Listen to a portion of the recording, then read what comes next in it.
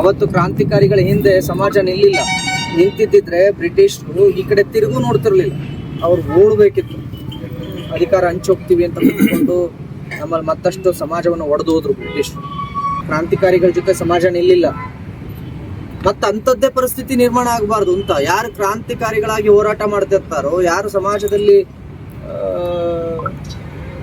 ಒಂದು ಪರಿವರ್ತನೆಗಾಗಿ ಮತ್ತು ಅದನ್ನು ಶಾಂತಿಯಾಗಲ್ಲ, ಸಂವಿಧಾನ ವಿರೋಧಿಗಳು, ಕಾನೂನು ವಿರೋಧಿ ಚಟುವಟಿಕೆಗಳು ನಿಂತಾಗ ಮಾತ್ರ ಸಮಾಜದಲ್ಲಿ ಶಾಂತಿ ಸಿಗೋದು. ಸಂವಿಧಾನ ವಿರೋಧಿ ಚಟುವಟಿಕೆಗಳು ನಮ್ಮ ಕಣ್ಣು ಮುಂದೆ ನಡೀತಾ ಇದಾವೋ ಇಲ್ವೋ? ನಿಮ್ ಕಣ್ ಮುಂದೆ ನಡೀತಾ ಇದಾವೋ ಇಲ್ವೋ? ಕಾನೂನು ಬಾಹಿರ ಚಟುವಟಿಕೆಗಳು ನಿಮ್ ಕಣ್ ಮುಂದೆ ನಡೀತಾ ಇದಾವೋ ಇಲ್ವೋ? ಕಾನೂನು ಬಾಹಿರ ಚಟುವಟಿಕೆಗಳು, ಸಂವಿಧಾನ ಬಾಹಿರ ಚಟುವಟಿಕೆಗಳು ನಮ್ ಕಣ್ ಮುಂದೆ ನಡೀತಾ ಇರ್ಬೇಕಾದ್ರೆ ಸಮಾಜ ಶಾಂತಿಯಿಂದ ಇರುವಂದ್ರೆ ಹೆಂಗಿರೋಕ್ ಸಾಧ್ಯ? ನೀವು ಮೊದಲು ಸಂವಿಧಾನ ಬಾಹಿರ ಚಟುವಟಿಕೆ ನಿಲ್ಲಿಸ್ರಿ. ಬುದ್ಧ, ಬಸವ, ಅಂಬೇಡ್ಕರ್ ಅಂತ ಬಾಯಲ್ಲಿ ಹೇಳೋದರ್ಥೇ ಹೊರತು ಬುದ್ಧ, ಬಸವ, ಅಂಬೇಡ್ಕರ್ ಅವರ ತತ್ವ ಸಿದ್ಧಾಂತವನ್ನ ಯಾರಾದ್ರೂ ಪಾಲಿಸ್ತಿದಾರ? ಏನೋ ಬಸವಣ್ಣವರು ಏನ್ ಹೇಳ್ತಾರೆ? ಹಿಂಸೆ ಹೇಳ್ತಾರೋ ಅಹಿಂಸೆ ಹೇಳ್ತಾರೋ? ಬಸವಣ್ಣನವರು, ಬುದ್ಧ, ಅಂಬೇಡ್ಕರ್ ಅವರು ಹಿಂಸೆ ಹೇಳಿದ್ರು ಅಹಿಂಸೆ ಹೇಳಿದ್ರು? ಅಹಿಂಸೆ ಪಾಲಿಸ್ತಿದಾರ? ಅಂಬೇಡ್ಕರ್ ಅವರು ಆರ್ಟಿಕಲ್ 48 ನಲ್ಲಿ ಏನ್ ಹೇಳಿದ್ದಾರೆ ಸಂವಿಧಾನದಲ್ಲಿ? ಯಾರ್ದಾದ್ರು ಚಾಟ್ ಜಿಪಿಟಿನೋ ಮೊಬೈಲ್ ಇದ್ರೆ ಸರ್ಚ್ ಮಾಡಿ. ಯಾರ ಮೊಬೈಲ್ ಇದೆ, ನೆಟ್ ಇದೆಯಾ ಅಲ್ಲಿ? ಆರ್ಟಿಕಲ್ 48 ಏನ್ ಹೇಳುತ್ತೆ ಸರ್ಚ್ ಮಾಡಿ. ಕಾನ್ಸ್ಟಿಟ್ಯೂಷನ್ ಆರ್ಟಿಕಲ್ 48 ಏನ್ ಹೇಳುತ್ತೆ? ನಾನು ಪುನೀತ್ ಕೆರೆಳ್ಳಿ ಹೇಳೋದನ್ನ ಮಾಡಿ ಅಂತ ಹೇಳ್ತಿಲ್ಲ ನಿಮ್ಮನ್ನ, ಅಥವಾ ಬೇರೆ ಯಾರು ಹೇಳೋದನ್ನ ಮಾಡಿ ಅಂತ ಅಲ್ಲ. ಕಾನ್ಸ್ಟಿಟ್ಯೂಷನ್, ನಮ್ಮ ಸಂವಿಧಾನ ಏನ್ ಹೇಳುತ್ತೆ? ಆರ್ಟಿಕಲ್ 48. ಯಾರಾದ್ರೂ ಕೈ ಎತ್ತಿ ಹೇಳ್ಬೇಕು. ನಾನು ಎದ್ದೋಗಂಗಿಲ್ಲ ಇವತ್ತು, ಸರ್ಚ್ ಮಾಡಿಲ್ಲ ಅಂತ. State should be organized agriculture and animal. ಇಲ್ಲಿ ಬನ್ನಿ. Of cattle, it should prohibited the culture of cows, claws and other culture ಅಲ್ಲ, slaughter. Claws and others, milch and draught cattle. ಏನದ್ರ ಅರ್ಥ? ಜಾನುವಾರು ಸಂರಕ್ಷಣೆ, ಕೇಳಿಸ್ಕೊಳ್ಳಿ. ಹಸುಗಳು, ಕರುಗಳು ಮತ್ತು ಇತರ ಹಾಲು ನೀಡುವ ಹೊರವು ದನಗಳು ತಳಿಗಳನ್ನು ಸಂರಕ್ಷಿಸುವುದು ಮತ್ತು ಸುಧಾರಿಸುವುದು. ಗೋಹತ್ಯೆ ನಿಷೇಧ, ಹಸುಗಳು, ಕರುಗಳು ಮತ್ತು ಇತರ ಹಾಲು ಕರುಡುವ ದನಗಳ ವಧೆಯನ್ನು ತಡೆಯಲು ಕ್ರಮ ಕೈಗೊಳ್ಳುವುದು. ಓಕೆನಾ? ಯಾರು ಬರ್ದಿರೋದು? ಏನಂತ ಬರ್ದಿದ್ದಾರೆ? ಕೃಷಿ ಸಂಗೋಪನೆಗೆ ಬಳಸುವಂತಹ ಆಕಳುಗಳು, ಹಾಲು ಕೊಡುವಂತಹ ಆಕಳುಗಳು, ಭಾರವರುವ ಅಂದ್ರೆ ಎತ್ತುಗಳು, ಇವುಗಳನ್ನು ಸಂರಕ್ಷಣೆ ಮಾಡ್ಬೇಕಾಗಿರೋದು ಕರ್ತವ್ಯ ಅಂತ ಯಾರು ಹೇಳಿರೋದು? ಯಾರಿಗೆ ಹೇಳಿರೋದು? ರಾಜ್ಯಗಳಿಗೆ ಹೇಳಿರೋದು. ಈಗ ಹೇಳಿ, ನಾನೊಬ್ಬ ಅಂಬೇಡ್ಕರ್ ಆಗಿ ಅಂಬೇಡ್ಕರ್ ಅವ್ರ ಮಾತನ್ನ ಪಾಲಿಸಬಾರ್ದು? ನನ್ನ ದೇಶದಲ್ಲಿ ಆ ಸಂವಿಧಾನ ಬರ್ದಿರ್ಬೇಕಾದ್ರೆ ಅಂಬೇಡ್ಕರ್ ಅವ್ರ ಮಕ್ಕಳು ಅಂತ ಯಾವಾಗ ಹೇಳ್ಕೋಬಹುದು ಅಂದ್ರೆ ಅವರ ತತ್ವ ಸಿದ್ಧಾಂತಗಳನ್ನ ಪಾಲನೆ ಮಾಡಿದಾಗ ಮಾತ್ರ. ಅವರೇ ಸ್ವತಃ ಆರ್ಟಿಕಲ್ 48 ನಲ್ಲಿ ಬರ್ದಿದ್ದಾರೆ. ಯಾವುದೇ ಕಾರಣಕ್ಕೂ ಕೂಡ ಇದನ್ನ ರಾಜ್ಯ ಸರ್ಕಾರಗಳು ಅದನ್ನ ಆಲಸ್ಯ ಮಾಡದೆ ಜಾರಿ ಮಾಡಬೇಕು ಅಂದ್ರೆ ನೀವೆಲ್ಲ ಒಗ್ಗಟ್ಟಿನಿಂದ ಕೇಳ್ಬೇಕು. ಅಂಬೇಡ್ಕರ್ ಅವರು ಬರ್ದಿದಾರಪ್ಪ, ನೀವು ಅದನ್ನ ಪಾಲಿಸಿ ಅಂತ. ಹಕ್ಕು ಕೊಟ್ಟಿಲ್ವಾ ಸಂವಿಧಾನದಲ್ಲಿ? ನಮಗೆ ಹೋರಾಟದ ಹಕ್ಕನ್ನ, ಪ್ರತಿಭಟಿಸುವ ಹಕ್ಕನ್ನ, ಅನ್ಯಾಯ ಆದ್ರೆ ಪ್ರಶ್ನೆ ಮಾಡೋ ಹಕ್ಕನ್ನ ಕೊಟ್ಟಿಲ್ವಾ? ಮತ್ತೆ ಯಾಕೆ ನಾವು ಅದನ್ನ ಮಾಡೋದಿಲ್ಲ? ಅನ್ಯಾಯ ಕಂಡಾಗ ಯಾಕೆ ಪ್ರತಿಭಟಿಸೋದಿಲ್ಲ? ನಿರ್ವೀರ್ಯ ಸಮಾಜನ ನಮ್ದು? ಸಾವಿಗೆ ಎದುರಬಾರ್ದು ಅಂತ ಹೇಳ್ಕೊಟ್ಟಂತ ಭಗತ್ ಸಿಂಗರು ಸಾವಿಗೆ ತಪ್ಪಿಸ್ಕೋಬೋದಿತ್ತು. ಅಜಾದ್ರು ಕಾರ್ ತಗೊಂಡು ಬಂದು ಆಚೆ ನಿಲ್ಲಿಸ್ಕೊಂಡಿರ್ತೀನಿ, ನೀನ್ ಹಿಂಗನ್ನು ನಾನು ಕರ್ಕೊಂಡು ಹೋಗ್ತೀನಿ ಅಂದ್ರು. ಏನಂದ್ರು ಭಗತ್ ಸಿಂಗ್? ನನ್ನ ಮುಂದಿನ ಪ್ರಜೆಗಳು, ನನ್ನ ಮುಂದಿನ ಇತಿಹಾಸ, ನನ್ನ ಮುಂದಿನ ತರುಣರು ಸಾವಿಗೆ ಎದುರಬಾರ್ದು, ಅವ್ರು ಸಾವಿಗೆ ಎದುರಬಾರ್ದು, ಅದಕ್ಕಾಗಿ ನಾನು ಇವತ್ತು ನೇಣಗಂಬಕ್ಕೆ ಏರ್ಬೇಕು ಅಂದ್ರು. 3 ಜನರನ್ನ, ಯಾರ್ಯಾರನ್ನ? ರಾಜ್ಗುರು, ಭಗತ್ ಸಿಂಗ್, ಸುಖದೇವ್, 3 ಜನರನ್ನ ಕಾಪಾಡ್ಲಿಕ್ಕೆ ಅಜಾದ್ರು ಹೋದಾಗ ಯಾಕೆ ಅವ್ರ ಏನಂದ್ರು ಗೊತ್ತಾ? ನನ್ನ ದೇಶದ ಮುಂದಿನ ತರುಣರು ಸಾವಿಗೆ ಎದುರಬಾರ್ದು, ಹೋರಾಟಕ್ಕೆ ಮುಂದಕ್ಕೆ ಬರಬೇಕು, ಯಾವುದೇ ಕಾರಣಕ್ಕೂ ಸಾವಿಗೆ ಎದುರಬಾರ್ದು, ಅದಕ್ಕೆ ನಾನೇ ಮೊದಲನೇ ನಿದರ್ಶನವಾಗಿರ್ತೀನಿ, ಹೋರಾಟಕ್ಕಾಗಿ ನೇಣಗಂಬವನ್ನು ಏರ್ತೀನಿ ಅಂತ ಭಗತ್ ಸಿಂಗ್ ನೇಣಗಂಬವನ್ನ ಏರಿದ್ರು. ಯಾರಿಗಾಗಿ? ಇವತ್ತು ನಾವೇನ್ ಮಾಡ್ತೇವೆ? ನಮಗಾಗಿ ಎಷ್ಟೋ ಪ್ರಾಣಗಳು ತಮ್ಮನ್ನು ತಾವು ಅರ್ಪಿಸ್ಕೊಂಡಿದ್ದಾರೆ, ಸ್ವಾತಂತ್ರ್ಯವನ್ನು ಕೊಟ್ಟಿದ್ದಾರೆ. ಸ್ವತಂತ್ರ ಭಾರತದಲ್ಲೂ ಹೋರಾಟ ನಮ್ದಲ್ಲ, ಪ್ರತಿಭಟನೆ ನಮ್ದಲ್ಲ. ನಮ್ಮ ಕಣ್ಣು ಮುಂದೆ ಏನ್ ನಡೆದ್ರು ಸಂವಿಧಾನ ಬಾಹಿರ ಸತ್ಯಗಳನ್ನು ಮಾತ್ರ ಹೇಳ್ತಾ ಇದ್ದೀನಿ ನಾನು.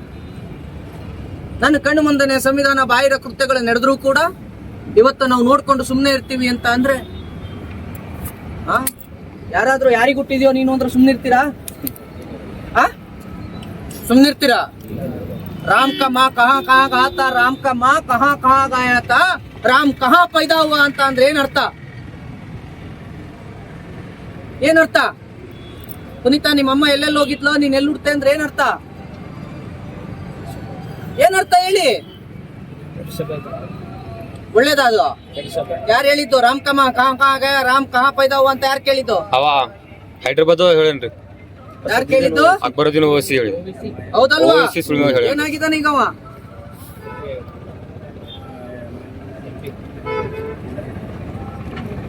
ಸಭಾಪತಿ, ಒಂದು MLA ಇದ್ದೇನ್ರಿ ಅವ್ರು.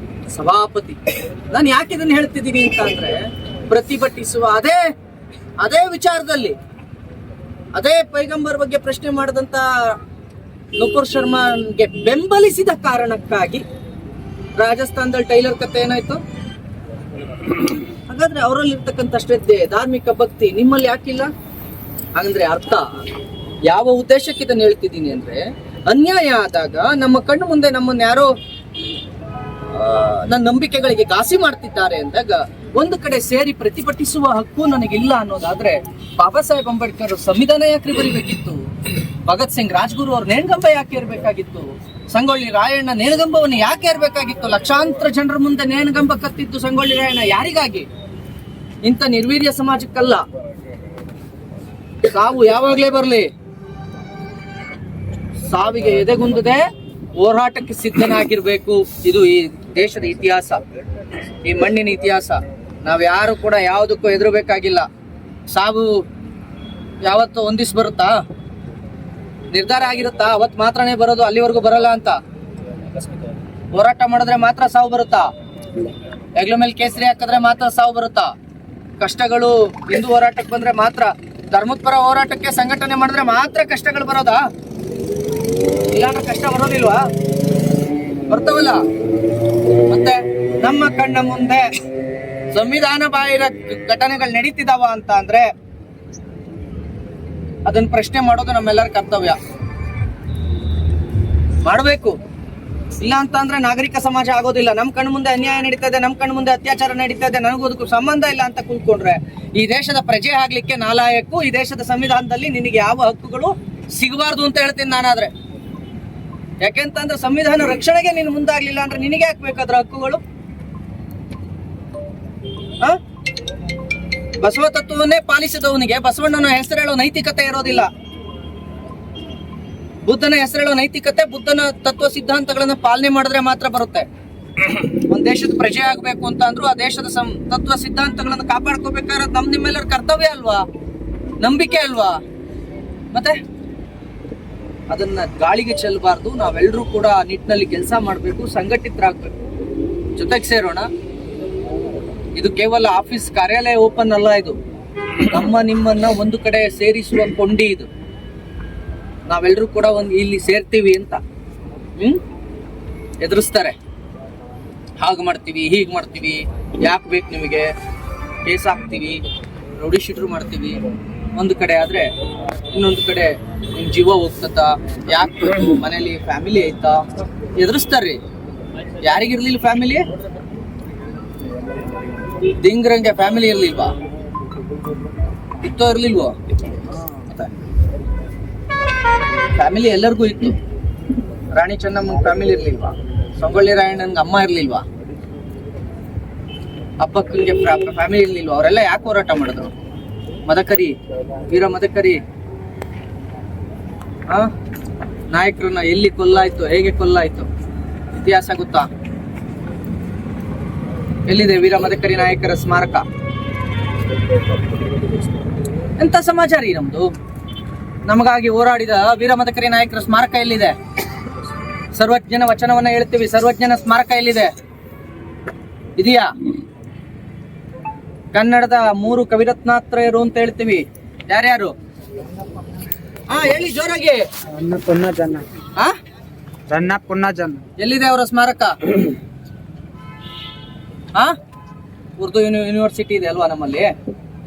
ಎಲ್ಲಿದೆ ಕನ್ನಡದ ಕವಿರತ್ನಾತ್ರಯರ ಸ್ಮಾರಕ? ಕೇಳಬೇಕಾಗಿಲ್ಲ. ಯಾಕೆ ಅಂತಂದ್ರೆ ನಮ್ಗೊಂದು 500 ರೂಪಾಯಿ ದುಡ್ಡಿಗೆ ಬಿಟ್ಟಿ ಭಾಗ್ಯನೋ ಏನೋ ಕೊಟ್ಟರೆ ನಾವು ಮತ ಹಾಕ್ತಿವಲ್ಲ, ಸ್ಮಾರಕ ಕಟ್ಟಿ ಓಟ್ ಹಾಕ್ತಿವಿ ಅಂತ ಯಾರು ಹೇಳಲಿಲ್ಲ.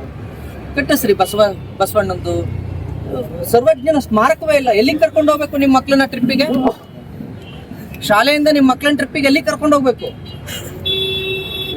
ಸರ್ವಜ್ಞನ ಪರಿಚಯ ಮಾಡಬೇಕಾಗಿರೋದು ನಿಮ್ ಕರ್ತವ್ಯ ಅಲ್ವಾ? ಎಲ್ಲಿದೆ ಸ್ಮಾರಕ? ಕವಿ ರನ್ನ ಪನ್ನ ಜನ್ನರ ಸ್ಮಾರಕಗಳು ಎಲ್ಲಿದಾವ? ಎಲ್ಲಿದೆ ಕುಮಾರ ರಾಮಂದು? ಎಲ್ಲಿದೆ ಅಕ್ಕಬುಕ್ಕರ ಸ್ಮಾರಕ? ಇದೆಯಾ ಅಕ್ಕಬುಕ್ಕರ ಸ್ಮಾರಕ? ಇದೆಯಾ ವಿದ್ಯಾರಣ್ಯರ ಸ್ಮಾರಕ? ಗೊತ್ತಾ ವಿದ್ಯಾರಣ್ಯರು? ಆನೆಗುಂದಿ ಮಹಾಸಂಸ್ಥಾನ ಹೋಗ್ತೀವ, ನೋಡ್ತಿದೀವ ನಾವು ಏನಾಗಿದೆ ಅಂತ. ವಿಜಯನಗರ ಸಾಮ್ರಾಜ್ಯ ಅಂತ ಹೆಸರು ಹೇಳ್ಕೊಳ್ತೀವಿ, ಇದೆಯಾ ಸ್ಮಾರಕ? ಎಲ್ಲವನ್ನು ಕಳ್ಕೊಂಡು ಕುತ್ಕೊಂಡಿರ್ತೀವಿ. ಈ ಸರ್ಕಾರಗಳು ಬರ್ತಾವ, ಮತ್ತೊಂದು ವರ್ಗವನ್ನ, ಒಂದು ಸಮುದಾಯವನ್ನು ಓಲೈಸ್ತಾವ, ಅವ್ರಿಗೆ ಬೇಕಾಗಿರ್ತಕ್ಕಂಥ ಧಾರ್ಮಿಕ ಕೇಂದ್ರಗಳನ್ನು ಮಾಡಿಕೊಡ್ತಾವ. ನಮಗ್ ಬೇಕಾಗಿರ್ತಕ್ಕಂಥದ್ದನ್ನು ಯಾವತ್ತೂ ಏನು ಮಾಡ್ಲಿಲ್ಲಲ್ಲ. ಕೇಳೋದಕ್ಕೆ ನೀವು ರೆಡಿ ಇಲ್ಲ, ನಾವು ರೆಡಿ ಇಲ್ಲ. ಯಾವ ನಿಟ್ಟಿನಲ್ಲಿ ಹೋಗ್ಬೇಕು ಅನ್ನೋದು ನಮಗೂ ಗೊತ್ತಿಲ್ಲ. ಹಂಗಾಗಿ ಏನಾಗಿದೆ, ನಮ್ಗಡೆ ಯಾರು ನೋಡೋದಿಲ್ಲ. ಅವ್ರಿಗೆ ಗೊತ್ತು, ಓಟ್ ಬಂದಾಗ ಒಂದು ಓಟಿ ಪ್ಯಾಕೆಟ್ ಕೊಟ್ರೆ ಜನ ನಮಗೆ ಓಟ್ ಹಾಕ್ತಾರೆ ಅಂತ. ಓಟಿ ಪ್ಯಾಕೆಟ್ಗೆ ಸೀಮಿತವಾಗಿರ್ತಕ್ಕಂಥ ಸಮಾಜ ಯಾವತ್ತೂ ಕೂಡ ತನ್ನ ಸತ್ವವನ್ನ, ಸಿದ್ಧಾಂತವನ್ನ, ಅಸ್ಮಿತೆಯನ್ನು ಉಳಿಸ್ಕೊಳ್ಳೋದಿಲ್ಲ. ಹಾಗಾದ್ರೆ ಆ ಇಡೀ ಸಮಾಜದ, ಸತ್ತಂತಿರುವ ಆ ಸಮಾಜದ ಲೀಡರ್ಸ್ಗಳು ಯಾರು ಅಂದ್ರೆ ನೀವುಗಳೇ. ಯಾರು ಬಂದು ಹೇಳೋದಿಲ್ರಿ, ಪುನೀತ್ ನಿನಗೆ ನಾನು ಅಧಿಕಾರ ಕೊಟ್ಟಿದ್ದೀನಿ, ಹೋರಾಟ ಮಾಡುವಂತ ಯಾರು ಹೇಳ್ತಾರ? ಬಟ್ ಎಲ್ರೂ ನಂಬ್ತಾರೆ, ಹೌದಪ್ಪ ಪುನೀತ್ ಕೆರಳಿ ನಮ್ಮ ಪರವಾಗಿ ಹೋರಾಟ ಮಾಡ್ತಿದ್ದಾನೆ, ನಂಬ್ತಾರೋ ನಂಬಲ್ವೋ? ಹಾಗಾಗಿ ನೀವುಗಳು ಅಷ್ಟೇ, ಪ್ರತಿಯೊಬ್ರು ಈ ಸಮಾಜದ ಮುಖಂಡ್ರು. ಯಾರೆಲ್ಲ ಹೋರಾಟಕ್ಕೆ ಮುಂದಕ್ಕೆ ಬರ್ತಿರೋ ಅವರೆಲ್ಲ ಸಮಾಜದ ಮುಖಂಡ್ರು. ನಿಮ್ ಹೆಗ್ಲ ಮೇಲೆ ಇದೆ ಈ ಜವಾಬ್ದಾರಿ. ನೀವು ಒಬ್ರು ಪ್ರಶ್ನೆ ಮಾಡಿ ಮುಂದಕ್ಕೆ ಹೆಜ್ಜೆ ಇಟ್ರೆ ನಿಮ್ ಹಿಂದೆ 1000 ಹೆಜ್ಜೆ ಬರ್ತವೆ. ಬಟ್ ನೀವು ಎಲ್ಲ ಸೇರಿದ ಮೇಲೆ ಪ್ರಶ್ನೆ ಮಾಡ್ತೀವಿ ಅಂತ ಮಾತ್ರ ಅನ್ಕೋಬಿಡಿ. ಎಲ್ಲ ಸೇರಿದ ಮೇಲೆ ಪ್ರಶ್ನೆ ಮಾಡೋದಲ್ಲ, ಪ್ರಶ್ನೆ ಮಾಡ್ತಾ ಮಾಡ್ತಾ ಸಮಾಜವನ್ನ ಸೇರಿಸ್ಬೇಕು. ಕನ್ನಡ ನಾಡು ನುಡಿ ಸಂಸ್ಕೃತಿಗಾಗಿ, ನೆಲ ಜಲ ಭಾಷೆಗಾಗಿ ಹೋರಾಟ ಮಾಡ್ಬೇಕಾಗಿರೋದು ನಮ್ಮೆಲ್ಲರ ಕರ್ತವ್ಯ ಅಲ್ವಾ? ನಮಸ್ತೆ. ಬನ್ನಿ, ಹೋರಾಟ ಮಾಡ್ಬೇಕಾಗಿರೋದು ನಮ್ ಕರ್ತವ್ಯ, ಹೌದೋ ಅಲ್ವೋ? ಹೋರಾಡ್ತೀರಾ? ಮಾಡಲ್ಲ ಅಂದಂಗಾತು. ಬೀದರ್ನ ಇತಿಹಾಸ ಇಲ್ಲಿ ಹೇಳ್ತಾರೆ, ಸಾಧು ಸಂತರ ನಾಡು, ಸಾಧು ಸಂತರ ಬೀಡು ಬೀದರ್. ಹೌದಾ? ಸಾಧು ಸಂತರು ಗೋಹತ್ಯೆ ಮಾಡಿ ಅಂತ ಹೇಳಿದ್ರೇನು? ಹೇಳಿದ್ರ? ಮತ್ತೆ ಸಾಧು ಸಂತರ ನಾಡು ಅಂತ ಹೆಂಗ್ ಕರಿತೀರಿ? ಪತಿವ್ರತೆಯ ಊರು ಅಂತ ಅಂದ್ರೆ ಪತಿವ್ರತರಿದ್ರೆ ಊರಾಗೋದಲ್ವಾ?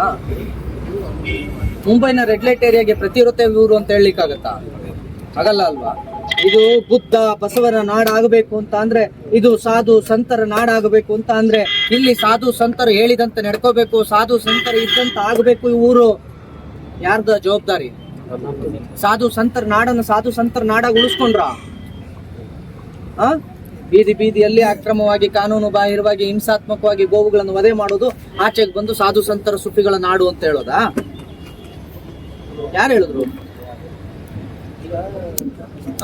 ಕಬೀರ್ ದಾಸರು ಹೇಳಿದ್ರ ಗೋಹತ್ಯೆ ಮಾಡಿ ಅಂತ? ಶರೀಫ್ ಅಜ್ಜಾರ್ ಹೇಳಿದ್ರ ಗೋಹತ್ಯೆ ಮಾಡಿ ಅಂತ? ತಿಂತಿದ್ರ ಶರೀಫ್ ಅಜ್ಜಾರ್? ಮತ್ತ ಹೇಳೋದೊಂದು ಮಾಡೋದೊಂದು ಆಗಬಾರ್ದು. ನಾವೇನ್ ಹೇಳ್ತೀವೋ ಅದನ್ನೇ ಮಾಡ್ಬೇಕು. ಮತ್ತೆ ಅದು ಶಾಂತಿಯಿಂದ ಆಗತ್ತೆ ಅಲ್ಲ, ಕ್ರಾಂತಿಯ ಹೋರಾಟದಿಂದ ಮಾತ್ರ ಆಗತ್ತೆ. ಎಲ್ಲಿವರೆಗೂ ನಾವು ಕ್ರಾಂತಿಯಿಂದ ಹೋರಾಟ ಮಾಡ್ತೀವೋ ಆಗ ಮಾತ್ರ ಇದು ಸಾಧು ಸಂತರ ನಾಡಾಗುತ್ತೆ. ಹೊರತು ನಾವು ಶಾಂತಿಯಿಂದ ಅಂತ ಹೇಳಿ ಮನೇಲೇ ಕುಂತ್ಕೊಂಡ್ರೆ ಅದು ನಿಮಗೆ ಕೊನೆಗೆ ಶಾಂತಿ ಹೇಳ್ಬೇಕಾಗ್ತದ. ಓಂ ಶಾಂತಿ ಅಂತ.